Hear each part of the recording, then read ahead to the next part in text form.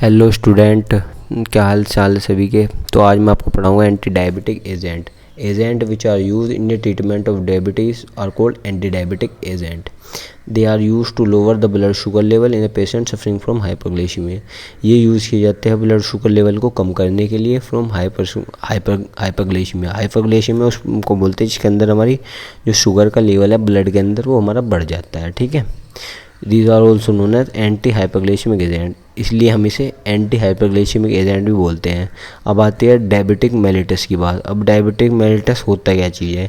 Diabetics एक Greek word है जिसका मतलब होता है रैपिड यूरिनेशन। ठीक है, और मेलिटिस एक लैटिन वर्ड है जिसका मतलब होता है हनी, और ये हमें दिया था थॉमस विल्स ने 1674 में। ठीक है फ्रेंड्स, जो ग्लूकोज का लेवल है नॉर्मली वो हमारा 70 से 90 mg तक होना चाहिए 100 ml ब्लड के अंदर। ठीक है, अगर जो इससे ज़्यादा होगा तो हमें हाइपरग्लाइसीमिया की प्रॉब्लम होगी, और इससे कम होगा तो हमें हाइपोग्लाइसीमिया की प्रॉब्लम होगी।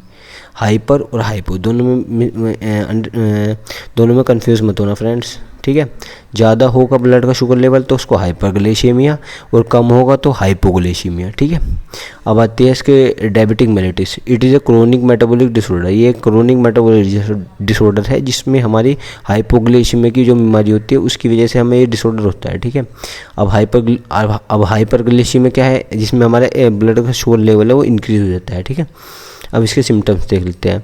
सिम्टम्स में फ्रेंड्स जैसे कि आता है हमारा पोलीडिप्सिया यानी कि एक्साइज थ्रस्ट, इसमें हमारा मोटापा बढ़ जाता है। पोलीफेगिया यानी कि एक्साइज हंगर, इसमें हमारे भूख बढ़ जाती है। फिर आते हैं पोलीयूरिया, इसमें हमारे यूरिनेशन बढ़ जाती है, यानी कि हमारे टॉयलेट की प्रॉब्लम जो है बहुत ज़्यादा बढ़ जाती है। ठीक है,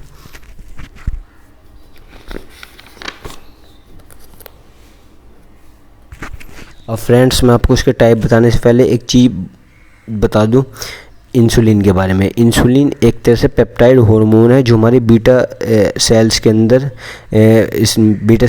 बनता है, और हमारी ये बीटा सेल्स और पैनक्रियाज के अंदर हमारा इंसुलिन सिक्रीट होता है। ठीक है, बीटा सेल के अंदर ये हमारा हेल्प करता है।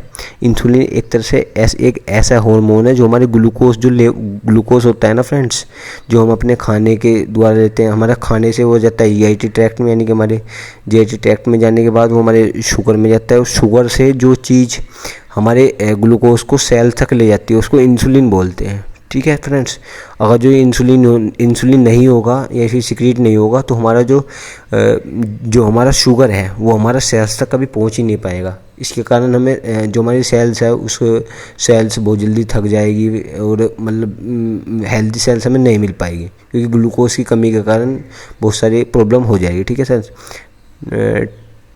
अब हम पढ़ते हैं इसके टाइप। अब बात आती है टाइप फर्स्ट की, इंसुलिन डिपेंडेंट डायबिटिक मेलिटस। ठीक है फ्रेंड्स, अब ये हमारे ज़्यादातर इसके दो टाइप होते हैं, इंसुलिन डिपेंडेंट डायबिटिक मेलिटस और non insulin dependent diabetic mellitus. ये जो पहले वाला है ये मोस्टली अकर इन चिल्ड्रन, ये ज़्यादातर चिल्ड्रंस में होता है क्योंकि जो हमारी पैनक्रियाटिक बीटा सेल्स है वो हमारी डिस्ट्रॉय हो जाती है, जिसके कारण इंसुलिन सिक्रीट नहीं हो पाता। ठीक है, तो हमारा इंसुलिन सिक्रीट नहीं होगा तो हमारे ग्लूकोज जो होगा वो हमारा सेल्स तक नहीं पहुंच पाएगा, ब्लड के अंदर से सेल्स तक नहीं पहुंच पाएगा। ठीक है, अब हमारा ट्रीटमेंट क्या होगा, हम इसमें इंसुलिन के इंजेक्शन देते हैं पेशेंट को। ठीक है, जिसको भी वो बीमारी है। ठीक है, अब आती है IDDM, non insulin dependent diabetic mellitus. ये हमारा मोस्टली अकर इन अडल्ट, ये हमारा ज़्यादातर बड़ों में होता है क्योंकि हमारे लेस इंसुलिन सिक्रेशन की वजह से कम इंसुलिन सिक्रेट हो रहा है और इंसुलिन रेजिस्टेंस की वजह से। ठीक है, cell do not respond to the insulin, हमारी जो सेल्स होती है वो रेस्पॉन्ड नहीं करती है इंसुलिन हल्का सिक्रेट भी हो रहा है, सब चीज़ हो रही है, हमारे ब्लड में शुगर लेवल भी है, तो लेकिन जो हमारे सेल्स है वो ही हमारे रेस्पॉन्ड नहीं कर रही है इंसुलिन के लिए। ठीक है, इसमें हम ट्रीटमेंट में ओरल हाइपोग्लाइसेमिक एजेंट का भी यूज़ कर देते हैं। ठीक है, अब मैं आपको बताऊंगा इंसुलिन एक तरह से पेप्टिडिक हार्मोन है जो हमारे बीटा सेल्स और पैनक्रियाज में सिक्रीट होता है। ठीक है, ये हमारा रेगुलेट करता है मेटाबॉलिज्म को, जैसे कि मेटाबॉलिज्म को हमारे लिपिड को, कार्बोहाइड्रेट को, प्रोटीन को, ग्लूकोज को मेटाबोलाइज होने में हेल्प करता है। ठीक है, अब बात आती है हमारी it decreases blood sugar level, ये हमारे ब्लड शुगर लेवल को डिक्रीज़ करता है। ये बता दिया मैंने कैसे, by decreasing glucogenesis by decreasing glycogen. इसका मतलब होता है इंक्रीज ग्लूकोज अपटेक, ये हमारे ग्लूकोज को अपटेक बढ़ा देता है, एंड इंक्रीजिंग ग्लाइकोजन सिंथेसिस, हमारे ग्लाइकोजन सिंथेसिस को। ये हमारे इनसाइड द बॉडी, ये हमारी बॉडी के अंदर इनएक्टिव फॉर्म होता है जिसको हम प्रो इंसुलिन बोलते हैं, वो कन्वर्ट हो जाता है एक्टिव फॉर्म में, विच इज़ कम्पोज ऑफ 2 चैन। ये हमारे बनता है 2 चैन में, ए चैन और बी चैन। जो हमारी ए चैन है वो हमारी कंसिस्ट करती है 21 अमीनो एसिड, और हमारी बी चैन जो है वो हमारी कंसिस्ट करती है 30 अमीनो एसिड, ठीक है। जो बोथ चैन और attach to each other by two disulphide bond. हमारी दोनों चैन जो है वो 2 डाइसल्फाइड बॉन्ड से हमारी बनी रहती है। इसका डायग्राम देख लेना आप, चाहते हो तो बना लेना, नहीं तो रहने देना, क्योंकि डायग्राम बहुत हार्ड है इसका।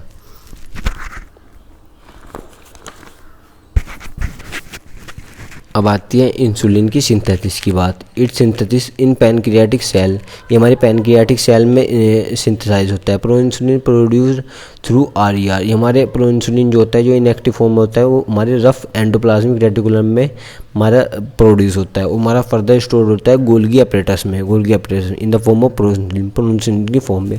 जो हमारा प्रो इंसुलिन है वो हमारा चेंज होता है एक्टिव फॉर्म में by secreting in the blood, जब वो हमारे ब्लड में सिक्रेट हो जाता है, वो हमारा इनएक्टिव से एक्टिव फॉर्म में वो बन जाता है, ठीक है। अब आती है बात एंटी डायबिटिक एजेंट। ये हमारे 2 तरीके होते हैं insulin identification for type first. एक तो टाइप फर्स्ट के लिए होता है, और ओरल हाइपोग्लाइसेमिक एजेंट ये हमारे टाइप सेकंड के लिए होता है। ये हम पढ़ाएंगे आपको अगले लेक्चर में। अगर जो आपको वीडियो थोड़ी सी भी अच्छी लगी हो तो वीडियो को लाइक सब्सक्राइब जरूर करना। Thank you.